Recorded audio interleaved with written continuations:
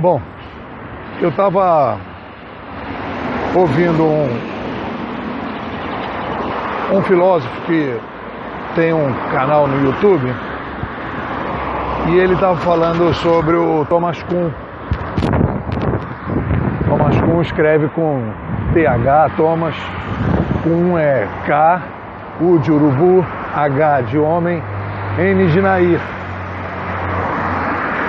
Que ele era um físico que se especializou pelos caminhos que ele escolheu na epistemologia, foi um cara importante na epistemologia, quando ele escreveu um livro chamado A Estrutura das Revoluções Científicas. É um livrinho que foi um livro que eu... É aquela coisa, você lê o livro, é um livro importante, porque ele vai dizer que a ciência não é retilínea e ele vai criar alguns conceitos que vão dar para a gente fazer uma adaptação boa na antropologia cognitiva. Ele vai criar o conceito, quer dizer, então ele, antes dos conceitos, o que o Thomas Kuhn percebe? Ele parte do princípio que a ciência não é retilínea, que ela vive de crises e que essas crises são constantes, é uma regra, não é uma exceção, e que você não vai entender a ciência se você não entender que ela é feita de quebras ao longo do tempo. Então você não tem um conhecimento retilíneo, mas um conhecimento que de vez em quando bate numa parede e precisa ser reestruturado. Aí ele vai, a partir daí, ele na verdade, ele vai ser assim uma espécie de ele é um cara que tem,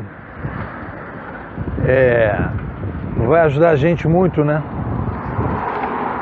Na antropologia cognitiva com a questão das revoluções.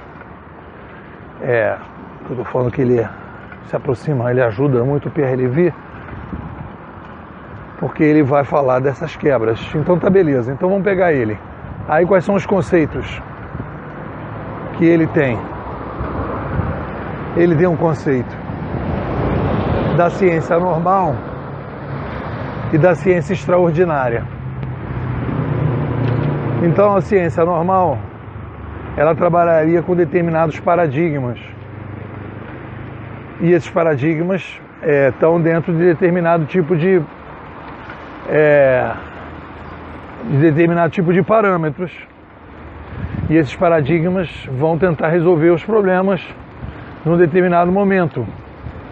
Então aí você vai ter o que ele chama de ciência normal.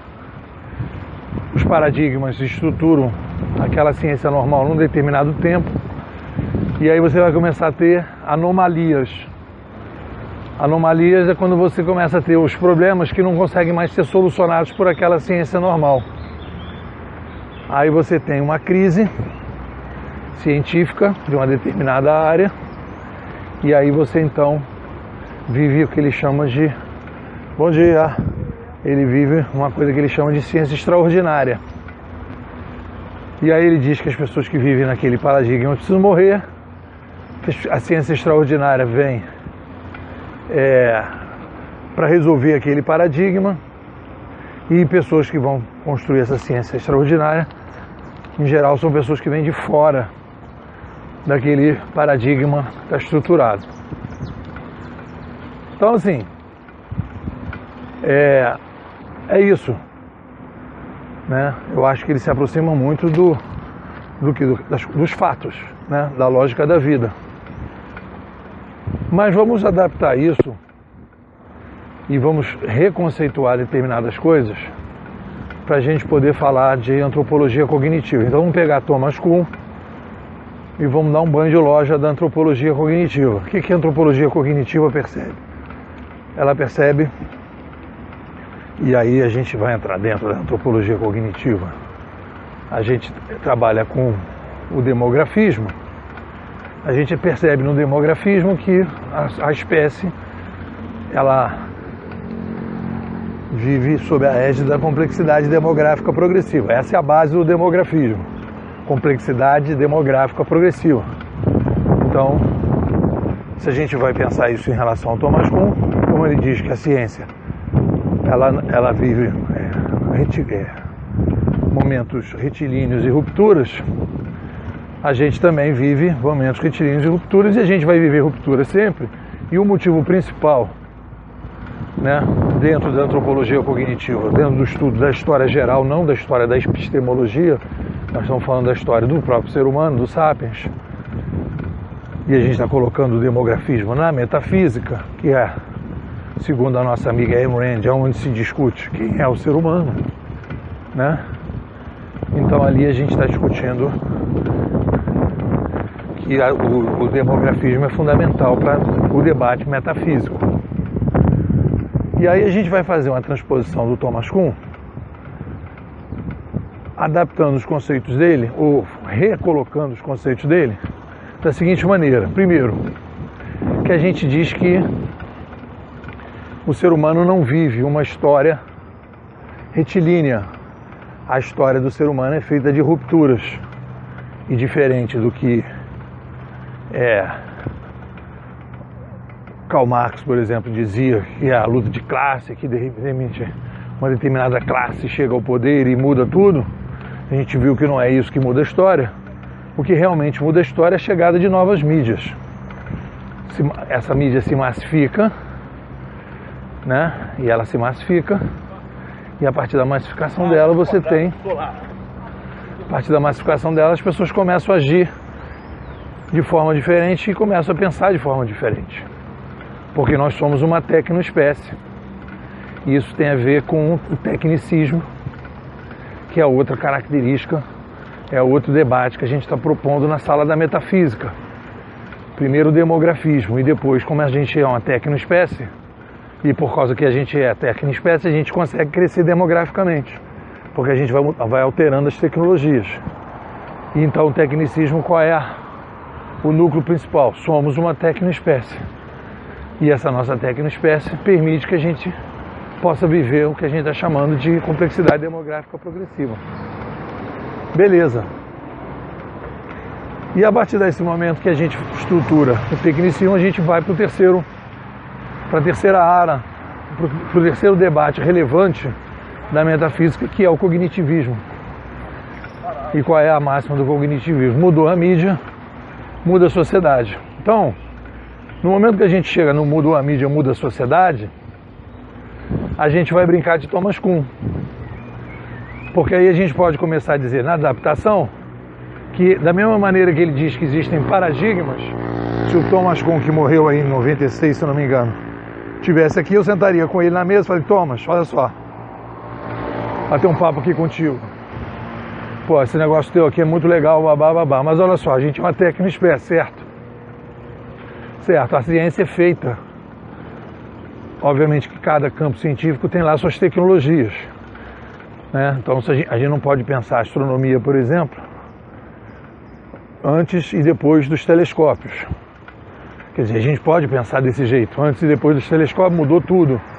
Antes e depois dos telescópios espaciais, muda tudo. Então existe um efeito em cada, né? Mesma coisa na medicina, máquina de raio-x, ultrassonografia, exame de DNA. Agora vai ter o DNA genético, que o cara vai saber quais são as prováveis doenças que ele pode ter. Então tudo isso é tecnologia, tecnoespécie. Então os paradigmas estão totalmente imersos de maneira específica em tecnologias. É um dos fatores fundamentais porque ele está chamando de quebra de paradigma, né? Não é só o cara como as pessoas pensam, mas também as mudanças tecnológicas. E se a gente vai analisar no segundo momento da ciência como um todo, a própria ciência e o ser humano, eles não trabalham com uma linguagem padrão, nem com canais que a gente chama de mídia, linguagem. Mais canais, você tem novos canais que permitem trazer novas linguagens.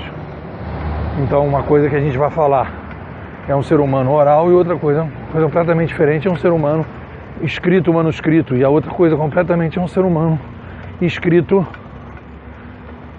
impresso, como também muda o escrito digital. Então, nesse momento, se a gente adaptar o Thomas Kuhn, nós vamos falar de macroparadigma, concordando com a tese principal dele, que ele aplica na epistemologia. Eu vou aplicar o Thomas Kuhn na metafísica. Eu vou subir um degrau, que a metafísica precede, né, o debate da epistemologia, que é onde ele está.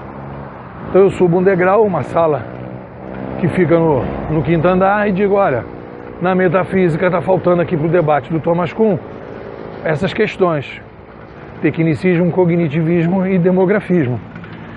Porque, então, quando a gente está falando de paradigma, nós estamos falando de macroparadigma. Ou seja, o ser humano vive sob a égide de macroparadigmas ao longo de um determinado tempo, que ele é condicionado. Aqueles macroparadigmas são condicionados pelas mídias de plantão. E a gente vive, então, a partir daí, a possibilidade, e a gente continua com o crescimento demográfico, vai viver anomalias. As anomalias que ele está falando, que ele está chamando, eu vou chamar de macroanomalia. Essa macroanomalia é um momento em que você começa a ter problema na saúde, na educação, na justiça, na administração, na fiscalização de ônibus, e você não consegue resolver com o macroparadigma que você está trabalhando.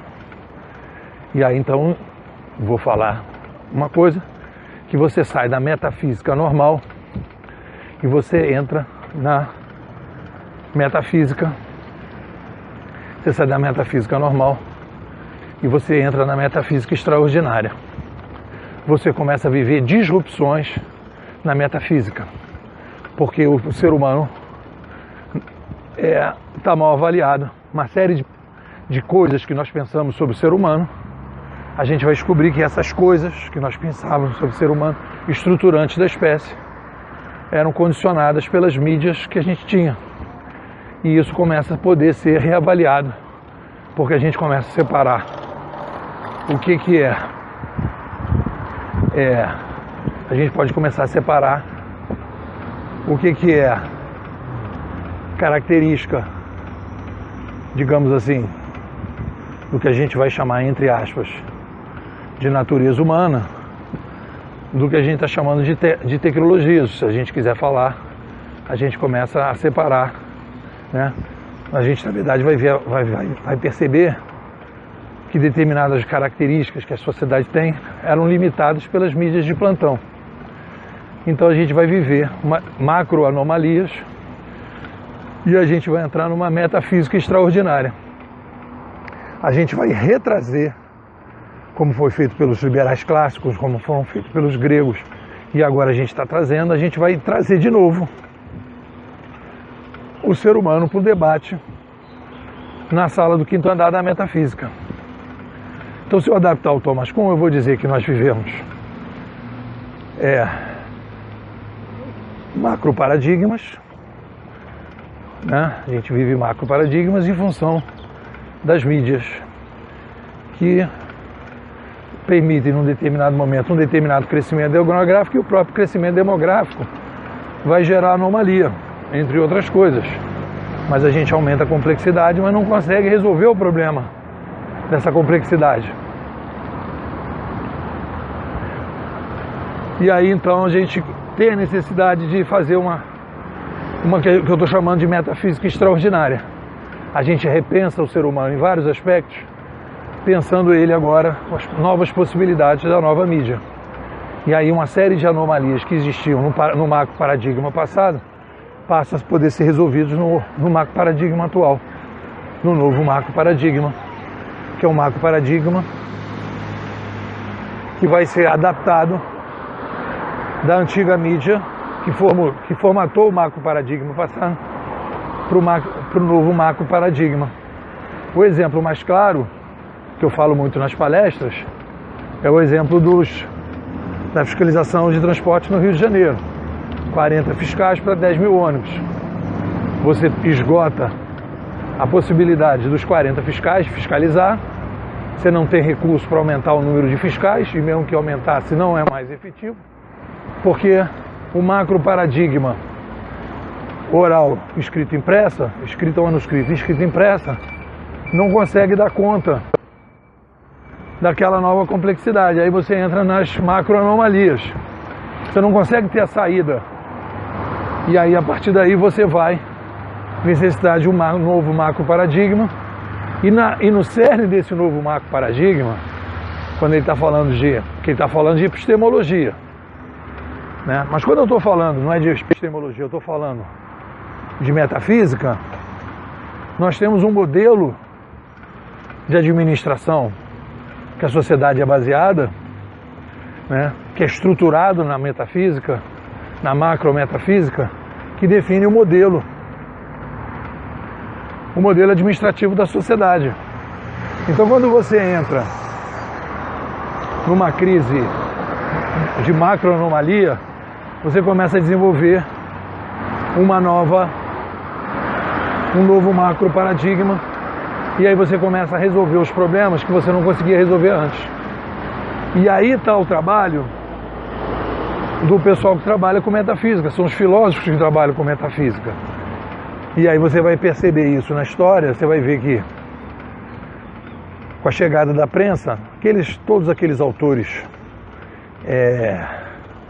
Bacon, Descartes, Spinoza, eles vão começar a trabalhar na construção desse novo macro paradigma, porque eles vão sair ali, né, de um macro paradigma místico, que acaba se fortalecendo, né? Vai ter um revival desses macro paradigmas mais emocionais, menos reflexivos. As pessoas vão emergir no que a gente está chamando de macro paradigma em metafísica normal. A gente vai estar imerso nessa metafísica normal. A gente vai achar que o mundo é esse aí, que absolutamente nada vai mudar o mundo, e fica tentando resolver os problemas que a gente tem dentro daquele macro paradigma. E aí a gente não consegue, né? A gente está numa macro metafísica que define um macro paradigma, e a gente entra em anomalia, a gente vive grandes anomalias. E essa é a anomalia principal, a crise principal, o diagnóstico da crise principal. A gente está vivendo uma macroanomalia, porque a nossa metafísica, ou a macrometafísica, ela não... E agora a gente está vivendo uma coisa que é a meta, e isso é, de certa forma, sempre necessário.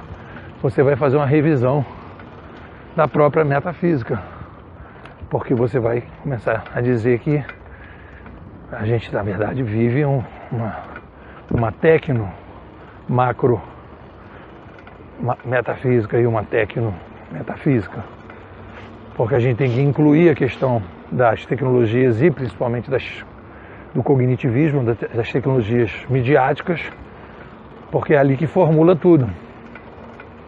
Então a coisa fecha direitinho, né? Se eu tivesse sentado com o Thomas Kuhn, eu ia explicar isso para ele. Ele, em 5 minutos, ele ia entender a lógica da coisa.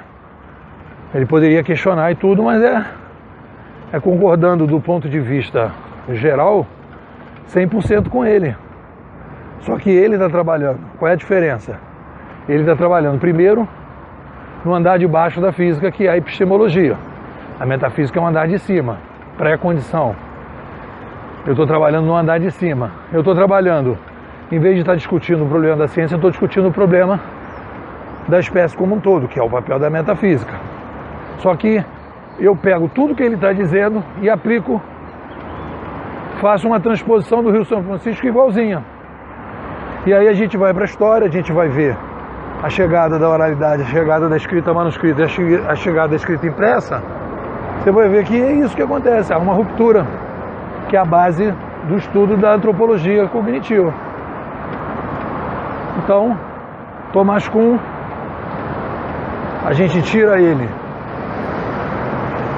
da epistemologia joga ele para a metafísica, dá um banho de loja nele.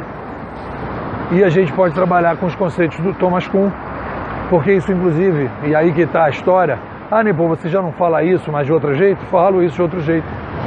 Mas o que é bom, sempre é bom, é você conseguir primeiro definir conceitos simples, conceitos que consigam, demografismo, por exemplo, é um conceito que o cara vai dizer, pô, não entendo e tal, mas você com uma palavra só define tudo. Aí o cara pergunta o que é, aí você explica. E aquilo dá uma referência. A outra coisa importante é você poder usar conceitos que as pessoas conhecem. Que o Thomas Kuhn é um cara super conhecido e é um cara assim que é quase como se fosse assim, as pessoas aderiram a ele porque tinha assim, uma proximidade com as coisas. Ninguém pode dizer que não é assim que funciona, né? E a gente dá um upgrade no pensamento dele e consegue entender melhor o que está acontecendo no mundo hoje com a chegada de uma nova mídia. Bom, é isso aí.